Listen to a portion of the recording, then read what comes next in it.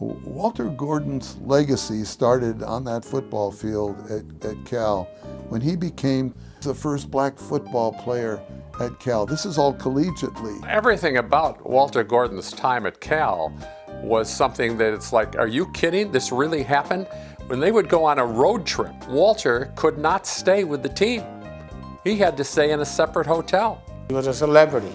He was a police officer, he was a lawyer, he was a coach at Berkeley. I can't imagine anything more difficult and challenging during that period of time. Walter Gordon's life during the 1920s is almost unbelievable. In reading the stories of Walter Gordon, it seems like he almost had superhuman strength and stamina while he was working full-time the night shift on the Berkeley PD. You know, when I was working at the Oakland Tribune, I read some clippings about Walter Gordon, and I mean, he was out there in shootouts. He was kind of like Wyatt Earp.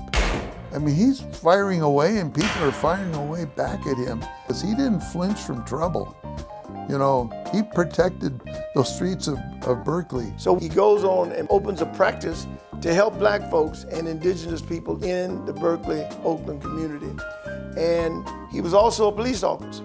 I mean, how many times are you going to have somebody that's a lawyer and a police officer? At the same time, he's working as an assistant coach and chief scout for one of the greatest college football teams of all time, definitely of their era. I mean, he was an assistant coach going from Andy Smith. I mean, that's a period of more than 2 decades that he was involved with the Cal football program. I mean, he really, if he wanted to be, I think, could have been a sensational head coach at either the pro or college level because he understood the X's and O's so very, very well. The life that Walter Gordon led is quite remarkable. He was a real Renaissance man during that period of time.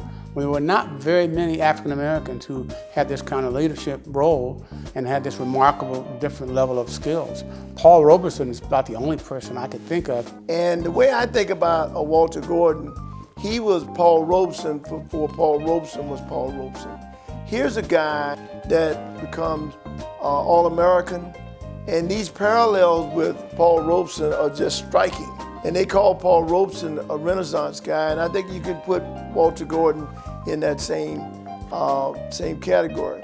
Walter Gordon just is one of Cal's great early alums, and maybe one of its greatest alums.